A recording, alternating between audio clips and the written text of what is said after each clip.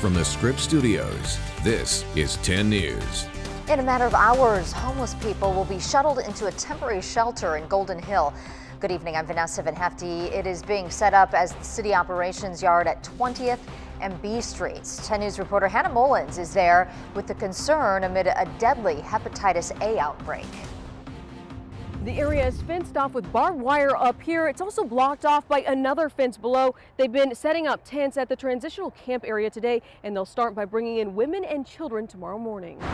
This is the land God forgot. Stay there and sleep. Large chunks of East Village festering with filth, and Hep A has made the streets more septic. I have slept right here. I've slept right here. Detoxing from heroin, sick, just disgusted with myself. That's been Charles Roverta's life for 17 years. I call it the dread. When you wake up in the morning and it's like you're outside. You don't know if someone's gonna bust you over your head and try and rob you for what little you have. The county counts more than 9,000 homeless people, and about 1,000 are vets. Michael Bear is haunted by sickening smells of Vietnam. It smelled like burning skin, flesh, and it always lingered there. He says this is worse, and everyone has their own demons that landed them here. No one's prepared to lose their mom, you know what I mean? Especially when... Roverta lost his mom and dad just a few months apart. He caved to the clutches of addiction. Especially when she's been there for you, no matter what, you know? So, I'm sorry. After taking 2 bullets, he tried to turn his life around, but was turned away. Because I am an ex-felon and covered with tattoos, you know, none of them ever get back to me, none of them. The mayor calls this, complete with tents, bathrooms, and showers, an effort to clean up our city, but not all neighbors are on board. It's not great that it's happening here, but where else are you going to put them? In La Jolla, Del Mar? Walk-ups aren't allowed. The Alpha Project and SDPD's Homeless Task Force will shuttle people from women's homes and homeless camps. Roverta already has a place to sleep. He's been clean over a year because someone cared enough to help, just like the man behind the Alpha Project. Someday, I'd like to do what he does. And remember the forgotten land. I would. Hannah Mullins, I would. 10 News. No drugs or alcohol are allowed at the camp. They will be giving Hep A shots and vaccinating pets as well. That project could use more volunteers. This is temporary until 3 more shelters are ready in downtown, Barrio Logan, and in the Midway District. Happening now, a fundraiser for the victims of the Las Vegas shooting is in full swing at In Cahoots in Mission Valley. 10 News reporter Matt Boone joins us there live, where both strangers and people who have been directly affected by the attack are gathering right now. Matt. Yeah, Vanessa, we're out on the back patio, a little loud inside. They're doing some live music and line dancing outside. We got cornhole. As a country bar, there were a lot of people, a lot of regulars, and even some bartenders here who were at the concert and were directly affected by this. But there's also been people who are now coming to meet them, friends and family who are, in some cases, just getting to see these people for the first time since they got back from Las Vegas. Tonight, though, that fundraiser, the main point here, there's a raffle with prizes like a felt cowboy hat and VIP passes to In Cahoots. Earlier, there was a brunch, and right now, as I said, live music is going on with dancing. We're actually passing through the cornhole right now. As I mentioned, a lot of people close to the tragedy. One of those is Darren Hughes. His son, Austin, was at the concert last Sunday with his girlfriend and a group of friends. His girlfriend, Tina Frost, was shot in the eye and has been in critical condition in a coma. But Darren says they're slowly seeing some improvements. Her latest update is after this week of really just doing careful healing, they're beginning to do things such as reducing the breathing tube to see if she can breathe on her own, and then also trying to reduce some of the sedatives that she's on to see if she can really come out of this coma and wake up. Definitely hoping for her to pull through. Now the event here is going to be going on until 2 a.m. tonight, live music till 11.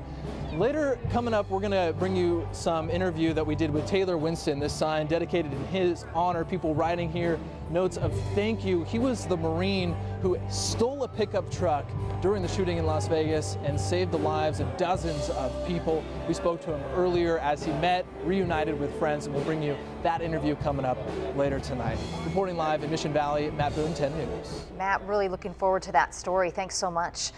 Meantime, a local psychologist who was at the concert in Las Vegas is starting a support group here in San Diego. Dr. Guide specializes in trauma and post post-traumatic stress. She says she was terrified and felt helpless at the concert, but now she feels obligated to step up, and she's starting a support group.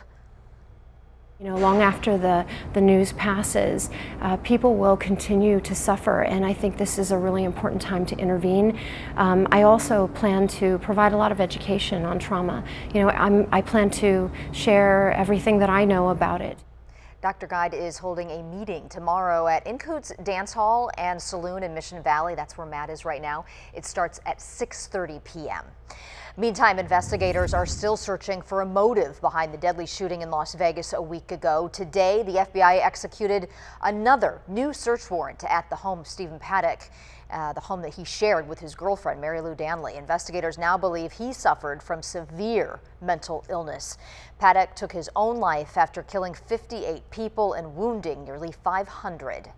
And right now, thousands of people are heading into San Diego County Credit Union Stadium to watch Coldplay, a big concert there tonight. This is a live look from the stadium in Mission Valley. Security on very high alert following what happened in Las Vegas. Visitors will only be allowed to bring in clear plastic bags or a small clutch purse. It's very similar to NFL rules. And just in, movie mogul Harvey Weinstein has officially been fired. The board of directors at the Weinstein Company film studio made that announcement just minutes ago. That decision comes amid sexual harassment claims against Weinstein. Accusers include actresses Rose McGowan and Ashley Judd. Weinstein is the producer behind big movies like Silver Linings Playbook and The King's Speech. Now to the developing story in the South. Hurricane Nate downgraded to a tropical depression after hitting the Gulf Coast. ABC's Maggie Rulli is in Mobile, Alabama, where cleanup is already underway. Nate slammed into the Gulf twice last night as a Category 1 hurricane, drenching the Gulf and threatening the coast with a dangerous storm surge. In Mississippi, this highway flooded out by the rising water. The surge also inundating casinos in the area. This parking garage in Biloxi looked more like a lake. The vehicles left behind tossed like toys by the incoming waves. Nate made landfall twice, first in Louisiana, then a second time in Biloxi, Mississippi. In addition to the storm's 85-mile-per-hour hurricane-force winds, tornadoes were a major concern. At least 2 reportedly touched down, and a water spout was spotted off the coast of Alabama. Many people woke up to wet and windy conditions. More than 100,000 people in Alabama and Mississippi lost power. In every storm, we've been very fortunate because we're close to the grid and we've had power all the time. But it was really a ferocious storm. But still, much of the South is counting their blessings. New Orleans was spared, and most of the flood water is already receding. Now the cleanup can begin. People already working to clear debris. The fast-moving storm quickly made its way through the region, downgrading to a tropical storm and then just a depression shortly after striking land. For this young couple in Mobile, they're banking on rain bringing luck on their wedding day. Nate struck just as the two were hitting up the dance floor. We were dancing and we just weren't going to let it rain on our parade. Cleanup here in Mobile, Alabama is already underway, but Nate is not quite over yet. The storm is moving inland and is expected to bring rain as far north as New York. Maggie Rulli, ABC News, Mobile, Alabama. And taking a live look outside here at home, a beautiful weekend, another one here in San Diego. 10 News Pinpoint weather anchor Jennifer Dela Cruz tracking a warm start to your work week. Yeah, it's nice today, but we're certainly going to start to see things heating up around here. We will have a red flag warning in place from tomorrow morning through Tuesday morning for our valleys and our mountains. So we're going to see winds coming from the east and northeast, 20 to 30 miles per hour for your sustained winds. We could see gusts anywhere between 45 to 50 miles per hour. So this will be a weak Santa Ana wind event. On the coastline, we'll still have a weak sea breeze, but for our valleys and our mountains, some of those red arrows you see there coming from the east, we will have gusty winds. I'm tracking how long this will last coming up in your 7-day forecast. All right, Jen, we will see you in a bit. Meantime, another week, another big win for the Aztecs. San Diego State now 6-0 after beating UNLV last night. 10 News Sports Director Ben Higgins here. Star running back Rashad Penny getting high marks on and off the field. A class act. Yeah, you know, first big outdoor event in Vegas since the shooting. Emotional night. And Rashad Penny represented class and talent for San Diego State after taking part in pre-game ceremonies honoring heroes and victims of the mass shooting. Players, first responders lined up, the Holiday Bowl flag out on the field. Aztecs played another strong game, getting 2 second-half touchdowns from Penny in a 41-10 win over UNLV. Really impressive how Penny handled a post-game interview in which he thought of others before himself. Where do you think you are in this Heisman race right now? Well, first, I want to say that I'm sorry for the city of Vegas with the tragedy loss. It hurts what they're going through. They came out and played an emotional game. I thought this was a hard-fought game at the beginning. I felt the emotions every play, and we so sorry for what happened, and we just send our blessings out to them. I think very few college athletes would have that kind of poise after a big game. We'll have more on where the Aztecs are in the polls after that win ahead in sports. Yes, very classy thing for him to say. Very heartfelt. Sure thing. Thanks, Ben. The vice president staging his own protest at a football game today, while at least one lawmaker is calling it an expensive stunt. And a local teenager organizing a huge show of support for the victims of recent hurricanes. Fire danger increasing throughout the county. I'm tracking who will see gusty Santa Ana winds coming up in your 7-day forecast.